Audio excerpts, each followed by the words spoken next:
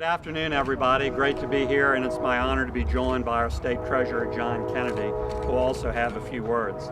I wanted to give you my direct reaction to Governor Jindal's budget plan to resolve the current deficit and how I would proceed in the very immediate future. First of all, let me back up and say, both Bobby Jindal and John Bel Edwards, just a few months ago in the session, came out of the session saying the budget was balanced.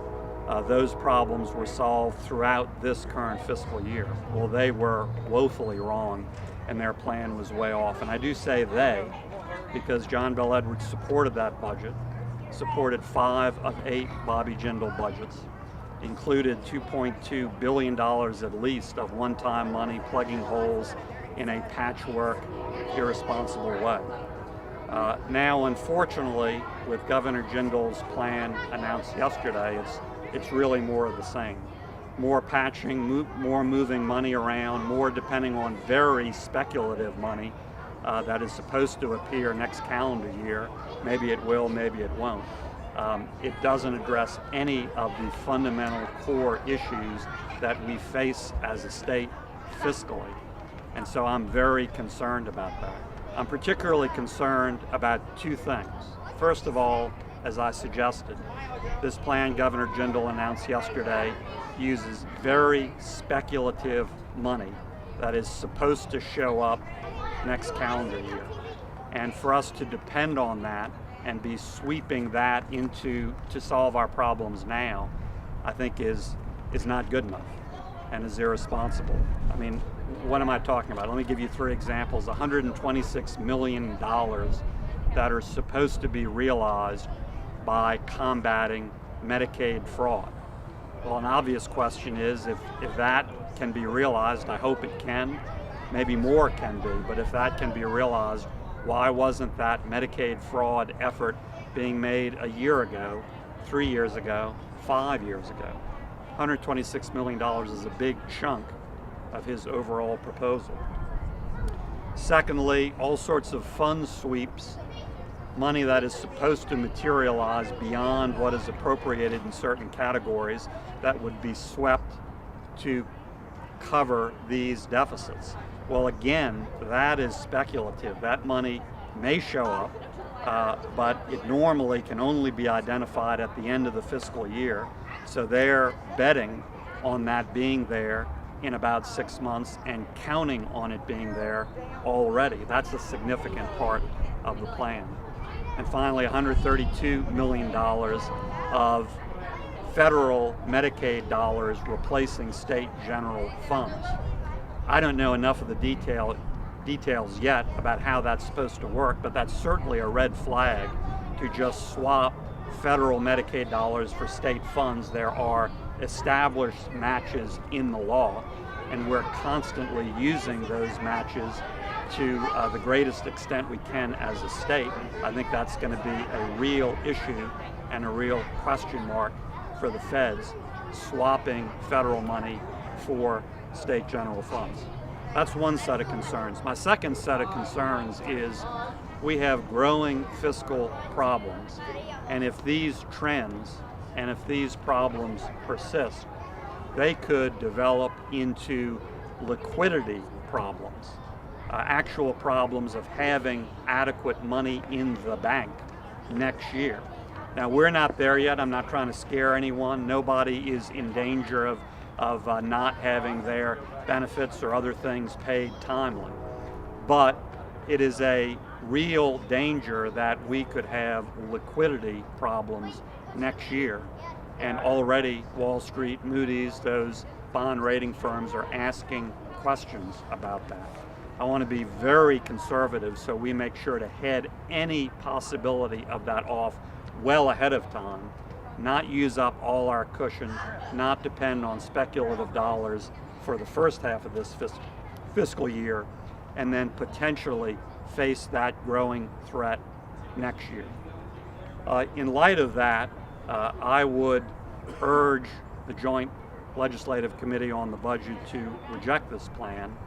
And if I am honored to be elected on Saturday, the first thing I'm going to do Sunday morning is to ask Governor Jindal to appoint a transitional commissioner of administration to take that position with a core team of folks he would bring in to supplement the professionals already in that office and start getting our hands around the real facts and how we attack the real problems immediately. That would give us some really needed extra time. I would want that transitional commissioner of administration to take office immediately next week and to serve for approximately 3 months as part of the transition and to help us fully prepare for the budget situation as it exists now and for our first special session. And then that person would transition to a permanent commissioner of administration. I specifically will ask Governor Jindal to appoint Bill Fenstermaker of Lafayette.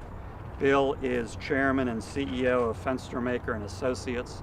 He's a very, very respected, accomplished, smart, and competent businessman who has built a great record building and running a very successful business. In addition to that, he's chair of Iberia Bank. He's on the board of Regents, which gives him great insight into higher education. He's on the board of trustees of Lafayette General Medical Center, which gives him great insight into the whole healthcare side of the equation. He's co-founder of Blueprint Louisiana, and on and on. I've talked to Bill. I have great confidence in his abilities, and he has honored me by agreeing to accept this, quite frankly, daunting challenge. There is precedent for exactly what I'll be asking Governor Jindal to do. Exactly the same thing happened in the transition between Governor Edwards and Governor Romer in 1987. And so there is precedent, and that early lead was very helpful at the time. It will also be very helpful in this circumstance for us to really get our hands around the exact situation with the budget and start not just moving speculative money around, not just getting through the rest of this calendar year, probably making next calendar year even worse, but actually attacking the substantive issues in a substantive way and fully preparing for that first special session, which will be devoted exclusively to stabilizing the budget. With that, I'd like to invite Treasurer Kennedy to offer some words, and then of course we'll be happy to take questions. John? Thank you, Senator. I agree with everything Senator Vitter said. I'll just offer you a couple of extra thoughts. We're all grateful to Governor Jindal for not cutting higher education. That's the good news. The bad news is that in order to avoid cutting higher education, what his administration is proposing to do is to borrow money from next year's budget. Some dollars in next year's budget being devoted to higher education to spend in this year's budget. Let me give you a real life example. Let's suppose I couldn't make my son's tuition payment this month. So I go to my boss and I say, can you advance me next month's salary? The boss says yes. Okay, the good news is I can make Preston's tuition payment. The bad news is, what am I going to do next month? What am I going to do next month? So the good news is that we didn't cut higher education. The bad news is the next governor's screwed. I mean, that's just the bottom line. I think that the new governor will be facing not a $700 million deficit to try to solve in the fiscal year that begins July 1, 2016. Now it's going to be well over $1 billion. We just borrowed from ourselves at an extraordinarily high interest rate. This is not helping. It's not solving the problem. Point two, and I want to be very careful how I say this. We're starting to see some liquidity concerns. Now let me tell you what I mean by that. It's one thing, it's bad enough, but it's one thing to have a budget problem on paper in terms of deficits. It's quite another, and much worse, not to have enough money in the bank. I'm not saying we don't have cash in the bank. We do.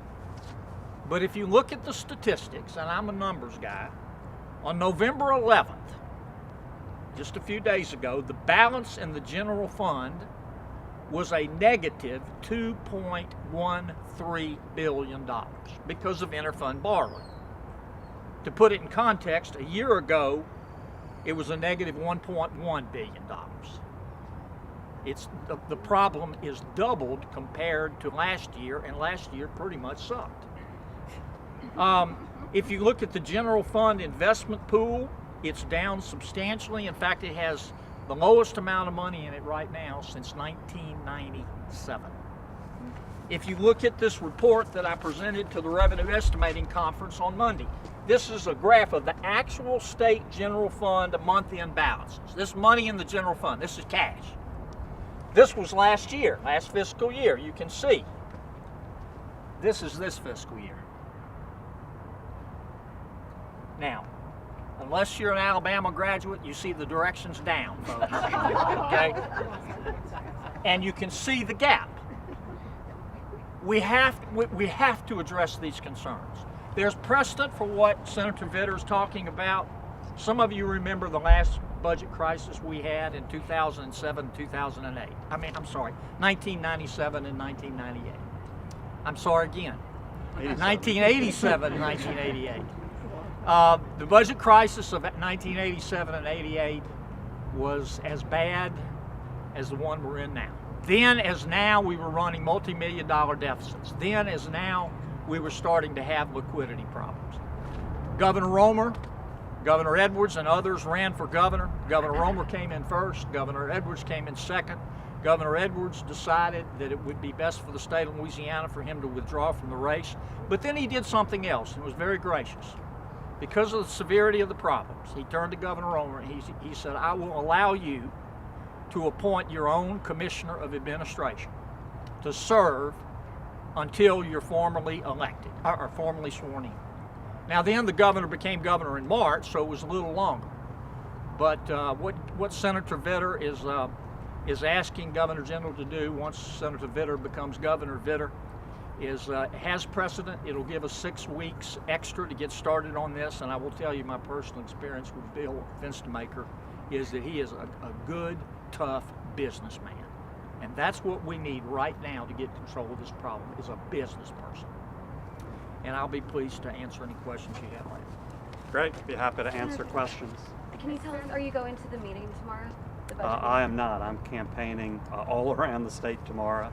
I'm not going to the meeting, but I've laid out what I would do in the immediate term that I think would get us off on the best start possible. Certainly want to echo John's comments. I have huge confidence in Bill Fenstermaker, obviously, with this announcement. He is a great, accomplished, proven businessman.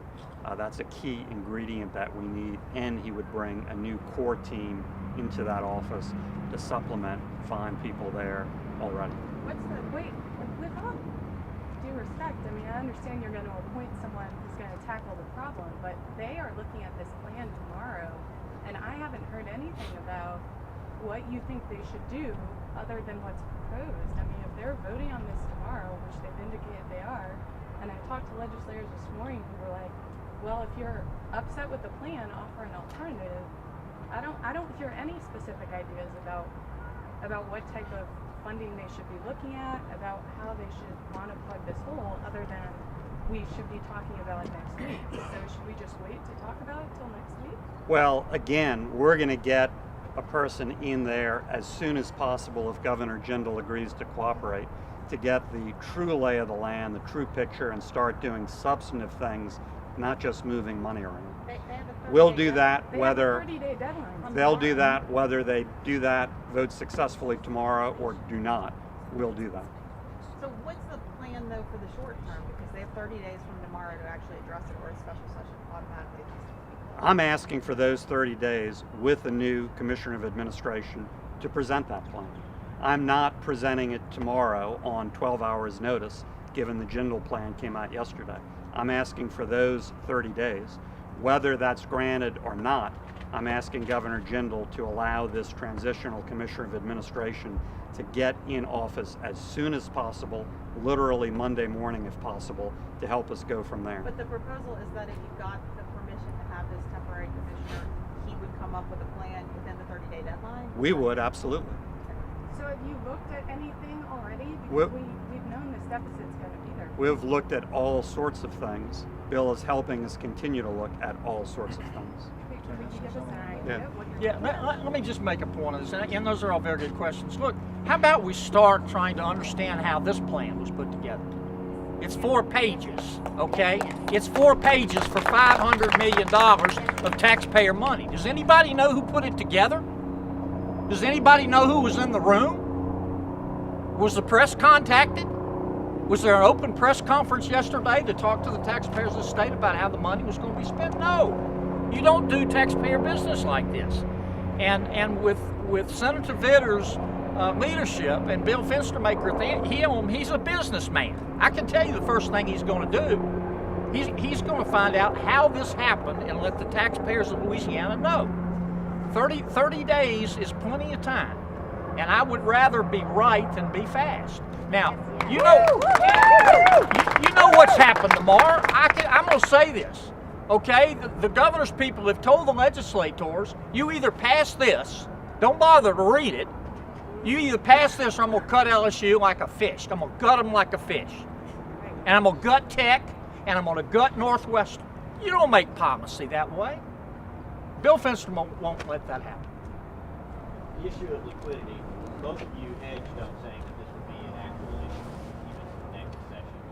If we went down the road where we're moving money around constantly, when would this be an issue? Well, if present trends continue, it would be an issue next calendar year. And that's what I want to head off absolutely as early as possible. As John said, we're in a budget mess as it is with enormous deficits. But a liquidity crisis is a whole nother planet, a whole worse planet. And my first goal is to avoid that absolutely as early as possible, to create confidence, including in the markets, to avoid any downgrade in our bond rating that's already at issue. Certainly, I have as another high goal to protect higher ed. I applaud that in Governor Jindal's plan, but it still falls way short of the substantive things we should be doing now. So I want this opportunity, this 30 days, to do something far more substantive with my team led by Bill Fenstermaker. We were painted a pretty rosy picture yesterday from the governor's office, and there was no mention of any sort of problems with liquidity. Well, Yeah, there's a reason for that, okay? Setting you up. Look at the numbers, okay? Just look at the numbers now, folks. This is the cash coming in. Last year was terrible. This year, it's even worse. Will it magically get better next month? I've been hearing for 7 years that it will. And I'm not saying we're out of cash, but I'm telling you, if you don't get in front of this, you're going to find yourself in trouble quickly. I realize that Senator Vitter will take office as Governor Vitter January 1, but that's 6 weeks. January 11th. At January 11th. But that is 6 weeks. We do not need to lose 6 weeks in light of this crisis. Senator Vitter, as CEO of Veterans United for Justice, first I'd like to say thank you for everything you've done for our veterans organization. Yes. Thank you. Veterans Thanks. Thank you. One of the things that the veterans have asked me to ask is, can you assure us that there won't be any cuts during your administration at the VA state level? Because we're really on a tight budget as it is, and we want to make sure that veterans aren't going to be affected by that. The other section, or the other part of my question is, on the federal VA system, here in Louisiana, the VA is broken. We have a very, very bad situation. Yep. And will you please work with us to make sure that we stay on top of what the feds are doing here in New Orleans, especially Absolutely. with the rating in the medical system? Well, the answer is absolutely and absolutely. And I've been doing that, of course, at the federal level, and I've been honored by y'all's work and your partnership. And we've made progress, although the federal VA is not fixed by a long shot. But we've gotten, those community-based clinics unstuck out of the bureaucratic mud, being built in Lafayette and Lake Charles. Been honored to work on that with veterans and Charles Bustani and others. We're making progress finally opening the new VA in New Orleans. And absolutely, I'm going to bring that same commitment, complete commitment, to the state level and the State Department of Veterans Affairs. It is a small, lean department as it is. We don't need to cut that one bit. We need to use those dollars as effectively as possible, and I think we can improve that. We don't need to cut that one bit. Medicaid fraud initiative, they want to move it to 21 days. If that happens and you become governor, will you immediately reverse that back to 7 days? I don't know. I'm looking at that right now, but my first obvious question is, if this was such a great idea, and if it's going to save $126 million, which we're counting on, they're counting on in terms of their proposal, why the heck didn't we do it a year ago, 3 years ago, 5 years ago? It's an obvious question that this proposal begs. And I think it's the sort of question that should bring the committee to vote no tomorrow, and to give me as new governor 30 days with Bill Fenstermaker, with his and my team and others, to present a stronger, more substantive short-term plan leading to the medium and longer term issues we need to address starting in that first special session. Are you No. reaching out to members of the Joint Budget Committee to ask them to reject this? I am today publicly. I don't know that I'm going to be calling them individually, but certainly they're all going to have my proposals and my idea about a transitional Commissioner of Administration before them. Certainly they'll know all about that. If they go ahead and approve the plan tomorrow, do you envision revisiting that if you win election or in January? Well, certainly my plan and proposal to Governor Jindal will be exactly the same. If I'm honored to be elected Saturday, and I feel great about that, I'm going to get up Sunday morning and communicate with the governor and ask him to appoint Bill Fenstermaker as this transitional Commissioner of Administration immediately, literally Monday morning if that's possible.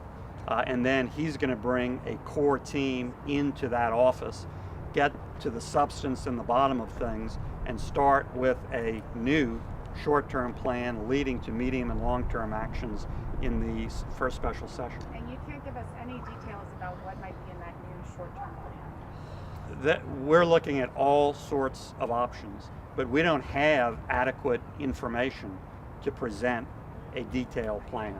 We have the same information you have that the public has. And we're talking about $500 million put in a 5-page proposal that was handed out yesterday. Based on that, do I have a fully vetted, fully detailed alternative? No. And nobody here does, and nobody here can. But we're going to get there with the help of capable individuals like Bill. Have you asked for the information? Yes, we've asked for all sorts of information. And they haven't. Governor Jindal has been completely responsive to me, as he has been to you. The reason I asked about the Medicaid fraud initiative is patient groups that I've spoken with, doctors groups I've spoken with, hospital groups I've spoken with, they say initially that what comes to mind is that this is going to trickle down to less access for patients, and that's why I was wondering if you would... Well, look, the obvious concern is that you stretch out payments from 7 days to 21 days. You're not catching fraud. You're just having carrying costs on the backs of patients and providers. I mean, that's the obvious concern, that those are the savings, not rooting out fraud. Now, I don't know if that's the case. First heard about this proposal being a specific proposal yesterday, but that's the legitimate concern of both patients and providers.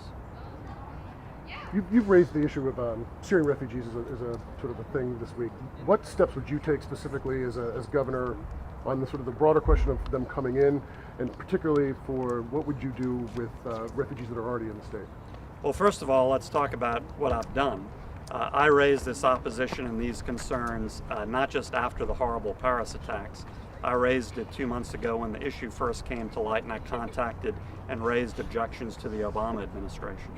I've said very clearly this is a bad idea that puts our homeland security at risk.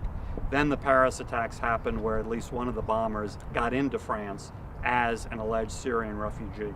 Then we have a case from Baton Rouge, pretty close to home. A Syrian refugee resettled here last week who's gone, allegedly traveling to Washington, D.C. I guess. No one really knows. according to the briefings I've gotten, he has not been in contact with any government agency. Again, this underscores the wildly irresponsible nature of this program. I've said clearly from the get-go, I'd use every tool at my disposal as governor to make sure this stops in Louisiana. I'd certainly continue Governor Jindal's executive order. In addition, we're looking at other tools, withholding of funds and other things, to make sure this does not move forward. I think it's very significant that now a majority of governors around the country, almost all Republican, are standing up and doing the same thing. I know the liberal press wants to say, oh, governors don't have the power. When a majority of governors in the country are standing up and saying that, that means something and it has consequences. And we're going to continue to fight and continue to stand up. I also think it's significant that today the Republican U.S. House of Representatives is passing legislation similar, almost identical to what I've introduced in the Senate. And I think that's building momentum and saying something. So I think all of those are very significant. In stark contrast, my opponent, John Bel Edwards, has been all over the map, including saying that he would be a partner with President Obama. He said in Monday night's debate that he wants to enter into a conversation about this with President Obama. I don't want a damn conversation. I want this to stop in Louisiana. And I have a very different record than John Bel Edwards. He supported President Obama's amnesty for illegals in the Democratic platform. He voted against efforts to stop illegals getting taxpayer-funded benefits. Obviously, he supported President Obama time and time again. So those two records and approaches are very clear and very, very different. In terms of those that are here already, I mean, would you want to have them required to check in with local authorities? I think what this Baton Rouge case underscores is that they come here and then there's no adequate tracking or contact with these individuals. And the fact that one could up and leave, allegedly going to Washington, D.C., we don't really know, proves that. So yes, we need much better protection with regard to anyone who's already here. Senator? When it comes to cutting off funding, state funding, you talk about even to charity groups like Catholic Charities, if they don't stop, help them resettle. We're looking at every tool at a governor and state government's disposal.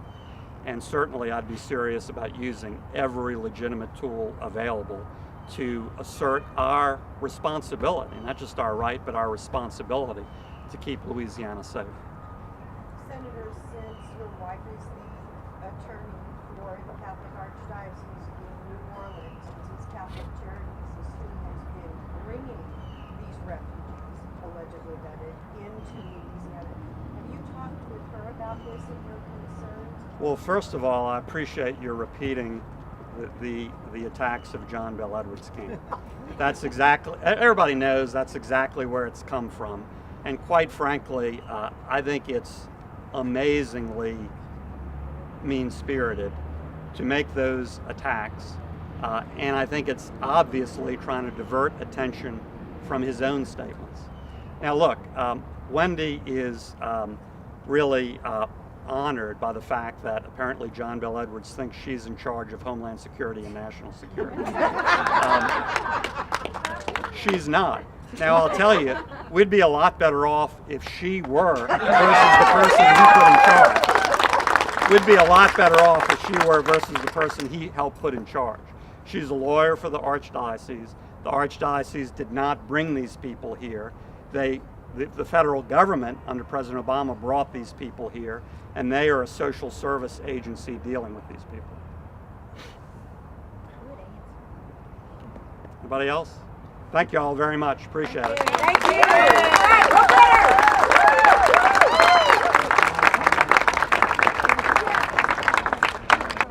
Well, I'd be honored to earn their vote. This election is huge for our future, and it's between two candidates who have very, very different voting records and positions on the issues. I'm a proven, consistent, and strong Louisiana conservative. John Bel Edwards is a proven, consistent pro-Obama liberal on issue after issue after issue. And of course, the most recent issue that illustrates this is the Syrian refugee issue. I'd be honored to earn people's votes based on that and based on that we need a strong conservative to lead us strongly into the future. Thank you. Thank you.